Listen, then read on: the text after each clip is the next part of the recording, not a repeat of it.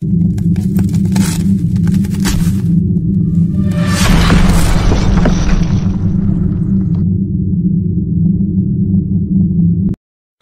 bilezik.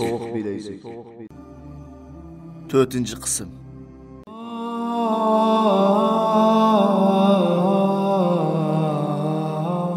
Nahayet şefkatlik ve mihriban Allah'ın ismi bilen başlayayım. Esselamu aleyküm ve rahmetullahi ve berekatuhu. Tövende İslam çakarlar grup tayyorlagan hicret tarixlaridan Soğuk bilezik degan eserini anlatışını başlayımız. Soğuk bilezik.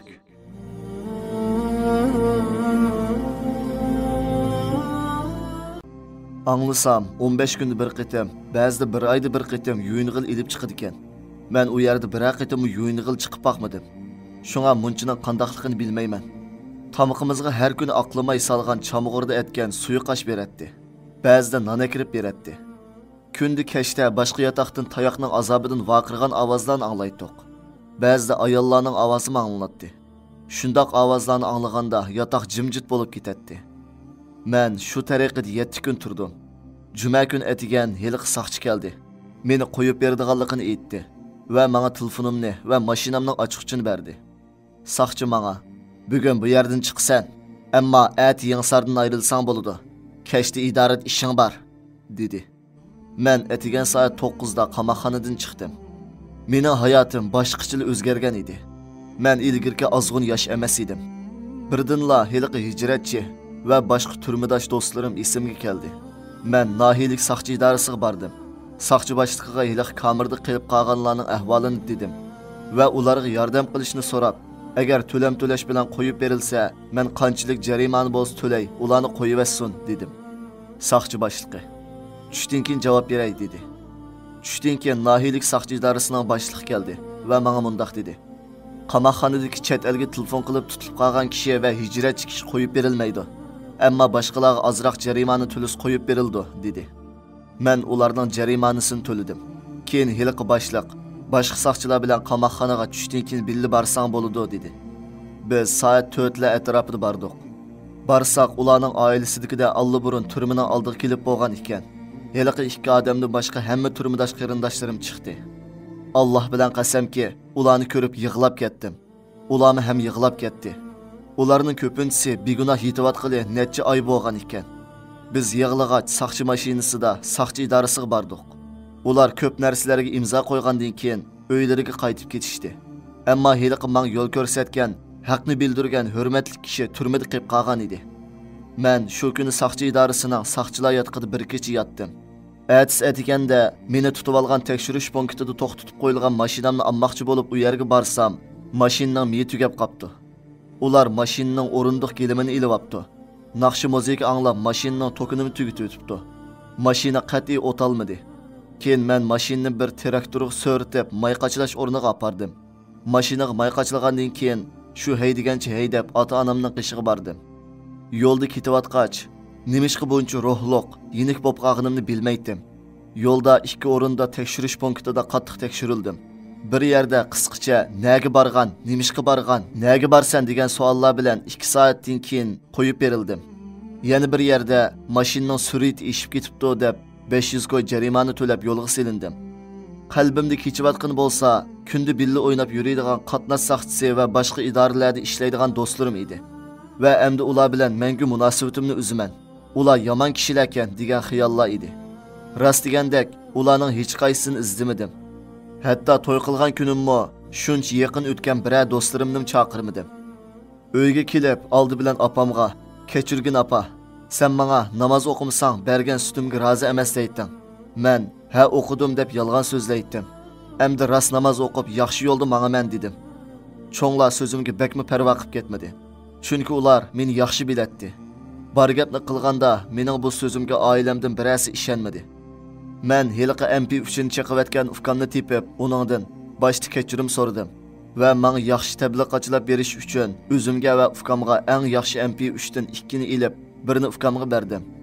U: "Aka, tabliğini qaçılama. Saqchilar tasodifiy tekshirib qolsa chatoq chiqadi. Men seni tordagi bir suhbatxonaga akirib qo'yay" dedi. Men: "Qo'rqma, saqchilarga bildirmayman. Hem ilgirki har qanday do'stlarimni izlamayman. Manga namoz o'qishni yaxshi o'rgatib qo'ygin dedim. Bechora ukam ko'zlariga yosh elib, "Alloh san rahim qilsin" deb xush bo'lib ketdi. Uning shahid bo'lg'usi bor edi. To'limi afsus, hozir Xitoy turmasida hayotmi, tirikmi bilmayman. Oilada men shu ukam bilan alohida yaqin bo'ldim. U menga ishonatdi. Biz bir kuni YY'dagi tilovat islom suhbatxonasiga kirdik. U yerda ajoyib go'zal tabliğlar bo'ladi ekan. Mana endi bu mening tunji darsxonam edi. Men shu yerda Qur'on o'qishni o'rgandim. Tajalli ustoz so'zlagan tabliğlar orqali hijrat va iymonning asoslari degandek bilimlarni o'rganib o'tdim. Bir kuni Kusani ustoz so'zlagan oxirat darsi uchrab qoldi. Uni oxirgacha angladim. U chaqlarda biror narsa anglasam, kallamda yodqa olgandek qolatdi. Ko'p yig'laydim. Men ko'p o'zgargan edim. Yolg'izlikni xohlaydim. Jimjit o'ltirib tabliğ anglashni yaxshi ko'ratdim. Izchil islom bilimlarini 6 oy o'rgandim. Torlarda hijrat to'g'riliq gaplar ko'p so'zlanib o'tadi. Men oddiy kiyimlarni kiyib, soqol qo'yib olgan edim. Atrofimdagilardan, hatto akamdan ko'p masxiraga uchirdim. Qalbim Allohning sevgisi bilan muhabbatlik so'qib o'tadi. Asta-asta torda tanishgan do'stlarim ko'payayotgan edi. Hammasi oddiy-soddan, normal va namarat turmushdagi bolalar edi. Ammo hammasi mendan ko'p afzal edi. Bu jarayonda bu do'stlarimning beshiga Xitoydan kelayotgan ko'p aziyatlarni anglaydim. İçim sıkılattı. Hatta bu yurtdan başka musulmonlar yurti bo'lsa shu yerga ketsam deydim. Bir kuni Tajalli ustoz so'zlagan hijrat to'g'riliq dars alayda qalbimni chekdi. Men shu kundan keyin hijrat to'g'risida ba'zi Uyg'urcha kitoblarni va musulmon do'stlarimdan hijrat bilimlarini izlandim. Oxiri Alloh tarafga hijrat qilmoqchi bo'ldim va hiliq ukamga niyatlarimni dedim. Uning birinchi bo'lib so'ragan savoli: "Aka, yaxshi niyat qilibsan, ammo nimishga hijrat qilasan? Seni ya birasi bu yerda qiynamasa, ya erkinliking bo'g'ilmasa" dedi.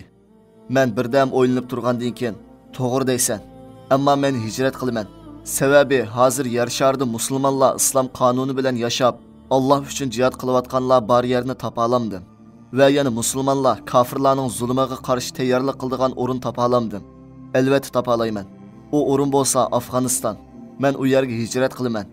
U yerda Allohga ibodat qilib shahid bo'lg'icha jang qilaman.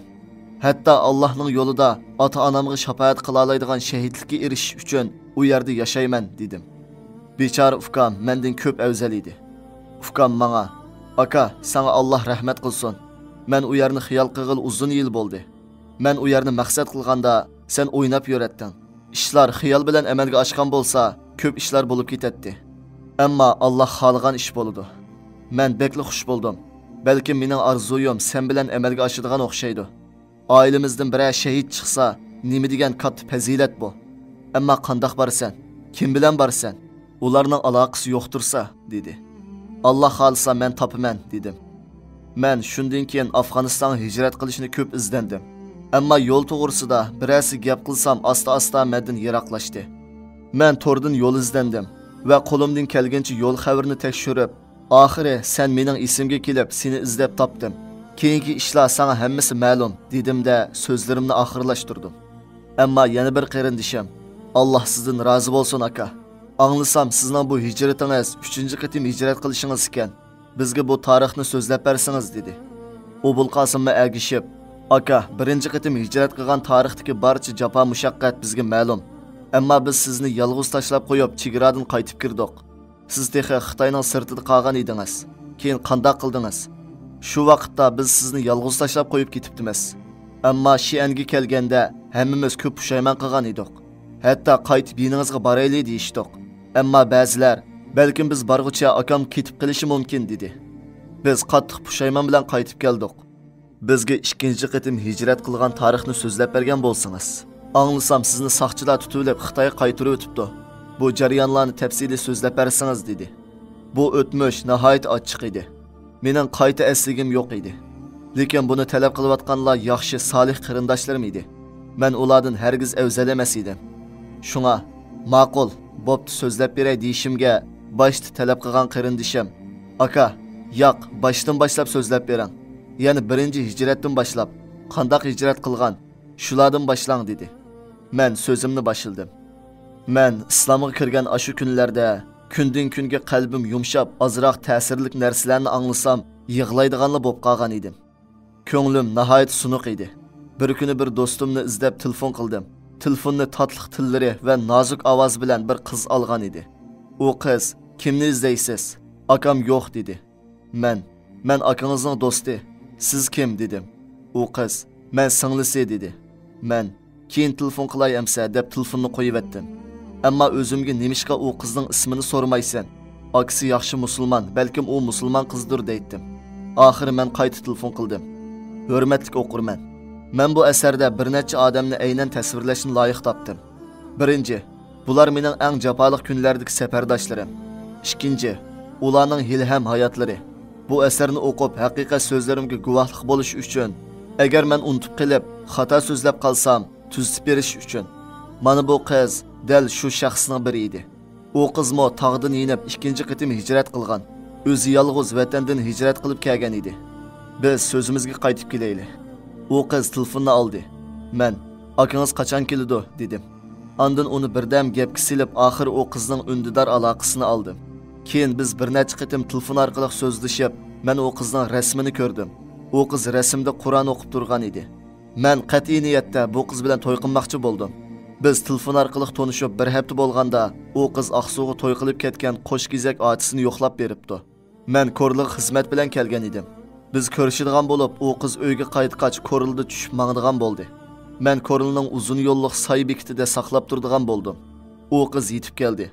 U to'limi oddiy kiyinib olgan, tartinchoq, hijobli qiz edi. Menga qarashqimi petin olmay, keynini qilib turdi. Men shu yerdan ilib kelgan bir tal kichik oltin uzukni tanlab, biz to'y qilaylik deb to'y taklifini qo'ydim. U qizning nima deganini bilamsiz? Men tex kichik, keyinchi bir gap bo'lsin. Texim qiziq. Men bo'lsam, men oilangizga elchi avatiman. Inshaalloh biz yaqinda to'y qilamiz dedim. Rost degandek, mening haramda o'qigan ahli ilm do'stim bor edi. Shuni elchi qilib avatdim. Qizning oilasimi qo'shildi. Allohning irodasi bilan men shu telefonni ko'rishgan kundan 20 kun o'tganda u qiz bilan Shoh O'rda tez tomoqxonasida to'y qildim. To'yimni butunlay islomiy tus olgan shaklda o'tkazdim. To'yimga men ilgari ozg'unlikda birga o'ynab yurgan eng yaqin do'stlarimni chaqirmagan edim. Ammo to'rda tanishgan, biroq etimni ko'rishib boqmagan qori, ahli ilm bolalarini chaqirgan edim. Ularning hammasi keldi. To'yim nihoyat ko'ngillik bo'ldi. U mening islomdan lazzat ilayotgan vaqtlarim edi. Buni cho'qim deyishga to'g'ri keladi. Men texi buningdan 1 yil burun boshqa bir qiz bilan to'y qildiganga putishib, elchilar berib, hatto to'y qildigan restoranni putishgan edim. Ammo mening hakavurliqim to'y qilmoqchi bo'lgan qizning otasining davxo'liq sababidan bizning to'yimiz buzilib ketgan edi. Endi o'ylab baqsam, asla Alloh taolo men restoranchi to'y emas, balki musulmoncha to'yni iroda qilgan ekan. So'zimga qaytib kelsam, mening shu vaqtda ko'rlida qilayotgan cho'ng bir xizmat ishim bor edi. Men to'ydan ilgari u qizning oilasiga bu ishlarni degan edim. Shunga men to'ydan keyin ko'rliga qaytib shirkatni boshqarishim kerak edi. Men to'ydan keyin ayolimni ilib ko'rliga bordim. Men kunduz xizmat qilsam, kechasi soat 2 gacha YY orqali tabliğ anglaydim. Ayolim yinimga qayta kelib, "Bo'ldi endi, ati anglang, uxlayli" deydi. Men ayolimdan ko'z yoshlarimni yoshirib, "Ma'qul, az qoldi, siz yotqash turing. Men hozir borman" deydim. Ayolim meni saqlab, oxiri uxlab qolatdi. Ey do'stim, agar biz Allohning so'ygisini his qilganimizda, oldimizdagi har qanday narsa oddiy bilindi ekan. Tova, shu kechalar Allohning so'zlarini anglash bilan rohat edi. Bu vaqtlarda hijrat uchun tayyorlik qilayotgan edim. Biz to'rda tanishgan bolalar bilan hijrat uchun Ko'rilda jam bo'lishni qaror qilib, Ko'rilda yig'ilmoqchi bo'ldik. Oldi bilan Obul Qosim, ondan uning do'sti Umar, yana bir qahramon yigit Muhammad, shijoat bilan yetishgan Mahmudjon, oxirida hozirmi hayot g'ozi bo'lib, ahdisiga vafo qilib turayotgan birodarim Arg'amcha uning kasbi edi. Biz 6 odam Ko'rliga yig'ildik. Biz bir hafta maslahatlashgandan keyin jiddiy hijrat tayyorligini qildik. Biz to'rda ko'rgan xarita orqali oldi bilan Ishkirning Kunming shahriga, ondan Birma, ondan Pokiston orqali Afg'onistonga berishni qaror qildik. Bu safarimizga 7-chi bo'lib qo'shilgan kishini bilamsiz. U 7 kishidan 3 shahid bo'ldi. Biri Xitoy turmusida chet eldan qaytarilgan edi. Yana 3i hozirmi hayot. Men hikoya so'zlab bu yerga kelganda tushga oz qolgan edi. Qattiq yomg'ir yog'ib ketdi. Biz yomg'irdan panohlangudek yer izlab, yaqinli bir joyda alohida bir qoro bo'lib, u yer bir kichik oila qorosiga o'xshaydi. Uning tomlari oqsirlangan, u tarafga hech kim bormaydi. Balkim bu saqchilarning xizmat o'rni bo'lishi mumkin deb bilatdik. Biz dal shu qo'roning temituvida yomg'ir tushmaydigan yerda turdik. Biz allaburun suvga tushgandek ho'l bo'lib ketgan edik. Arliqda Ubul Qosim, qarindoshlar, Rasululloh sallallohu alayhi va sallam yomg'ir va kichik bolaning yig'i ovozi Allohni asiltido degan va yomg'ir yoqqanda qilingan duo ijobat degan ekan. Shunga biz Allohga duo qilaylik dedi. Hammamiz qo'llarimizni ko'tarib duo qilib o'tdik. Dal shu vaqtda "Tez bo'l, hammasi o'l bo'lib ketibdi" degan Uyg'urcha ovozni angladim. Darhol "Hey, Uyg'urcha ovoz" dedim. Bu qitimliq anglatishimiz mush yerda oxirlashdi. Keyingi anglatishimizni ko'rishga sizlarni Janobi Allohga topshirdik. Assalomu alaykum va rahmatullohi va barakatuh. نحيا به في عزة تسمو به